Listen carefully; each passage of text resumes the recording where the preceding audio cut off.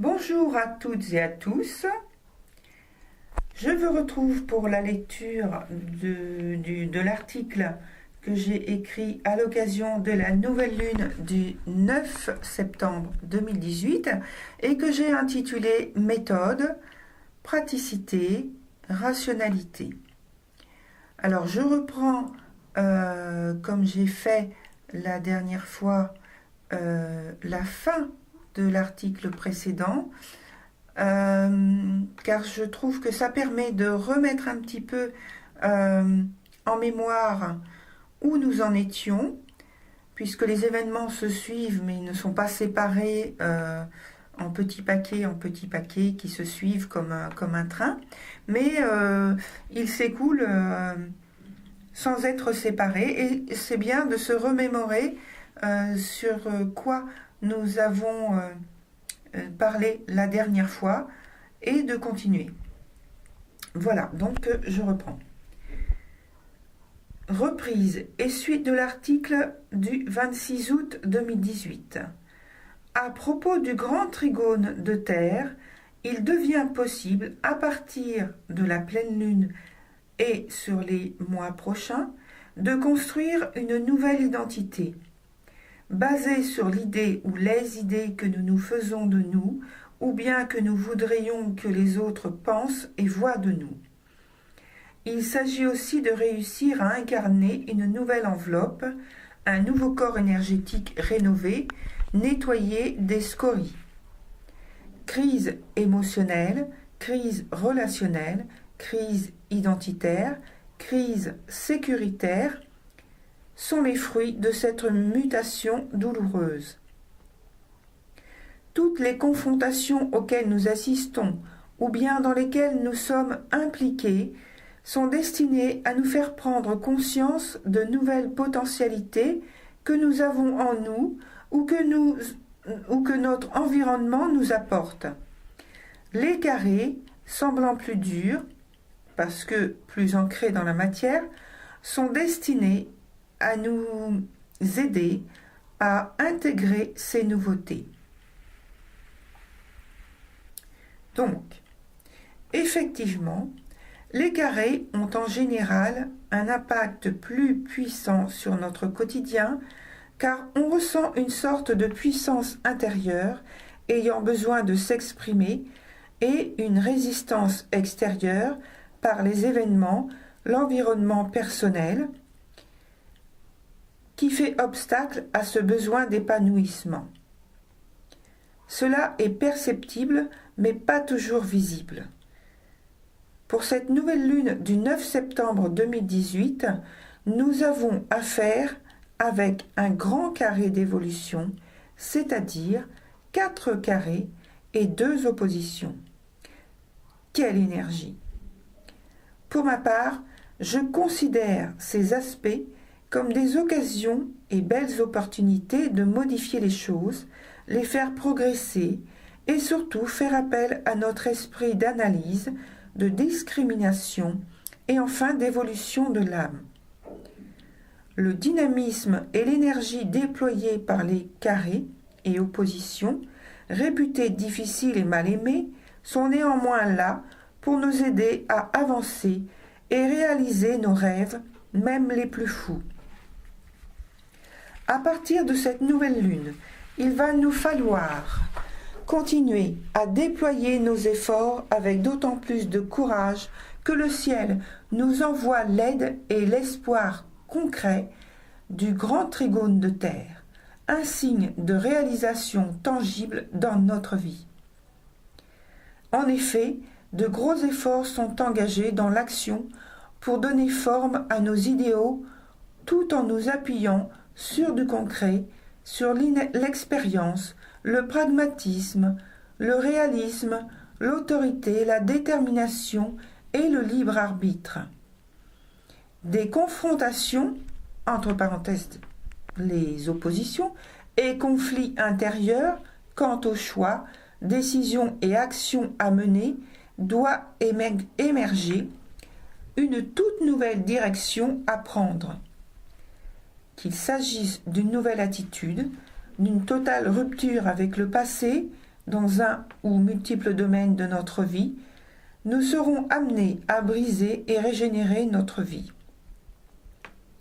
Sommes-nous aptes de faire preuve de plus de réalisme et d'objectivité pour influencer notre auditoire, nos proches, nos associés, partenaires, et les amener à une meilleure compréhension de nos projets? Et inversement, sommes-nous capables de clarifier suffisamment notre pensée malgré la confusion intérieure que nous subissons, malgré la pression et l'état d'urgence que nous ressentons, à modifier nos énergies devenues archaïques et qui nous mènent à coup sûr vers l'inertie? Sommes-nous capables de mobiliser des forces actives pour imprimer dans nos vies un renouvellement quasi total dans le secteur où s'inscrit Uranus dans notre thème? Serons-nous capables d'extérioriser aux yeux de tous notre volonté de changement et d'engagement vers un nouvel horizon plus porteur pour notre évolution individuelle et sociale? La réponse appartient à chacun d'entre nous et s'exprime au sein du zodiaque dans des secteurs différents, colorés à la base par le thème de naissance. Nous sommes gracieusement invités à notre propre naissance en conscience. À part Mars, qui participe au grand carré, qui se trouve en signe cardinal, à 29 degrés en Capricorne, toutes les autres planètes sont en signe fixe. Il s'agit donc bien d'éclaircir nos idées, nos valeurs, nos sentiments ancrés en nous avec tant de ténacité et qui malgré tout doivent muer. Ainsi, nous aurons donc tendance à vouloir rester sur nos positions antérieures tout en voulant instaurer un grand changement dans nos vies en nous appuyant sur nos acquis passés. Il apparaît clairement avec Uranus qu'une problématique apparue lors du début de sa rétrogradation va devoir faire l'objet de toute notre attention à partir de cette rentrée 2018, car rien n'est sûr sinon notre engagement complet à manifester en tenant compte de la prise de risque et des enjeux essentiels. L'implication de Neptune rétrograde dans cette nouvelle lune est puissante. Elle est à l'ascendant sextile Pluton rétrograde. Même si nous parvenons, grâce au sextile, à mieux faire face à nos angoisses, à nous débarrasser du superflu et même à maîtriser notre ambition avec plus d'assurance et de conviction, il reste un point d'incertitude. Les deux planètes étant rétrogrades, notre lecture extérieure de la réalité est, ou peut-être, quelque peu déformée par un manque de vision totale de la situation. Renforcement de ce qui vient d'être souligné par le trigone Jupiter en Scorpion à Neptune rétrograde en Poisson. Deux signes d'eau où les émotions sont en première ligne. Le flou règne en maître, la sensibilité, la vulnérabilité émotionnelle est mouvante. Une situation émotionnelle non assumée, rejetée, préexistante à cette nouvelle lune, nous questionne et demande à éclaircir notre positionnement. Nous devons chercher notre vérité pratique et rationnelle. Faites confiance à votre intuition, votre lâcher-prise sur la source de la provenance des idées, images qui viennent à l'esprit pour trouver ce que c'est. Par contre, le traitement de l'analyse devra être pratique et rationnel. C'est aussi le moment de guérir ces émotions mal vécues par toutes les méthodes de médecine parallèles. Hypnose, visualisation, musicologie, colorithérapie, luminothérapie, sophrologie, etc., etc. C'est le moment de chercher et trouver comment ces émotions ont pu nous atteindre. Comment sont-elles, ces énergies, reliées à nous? Quels en sont les mécanismes?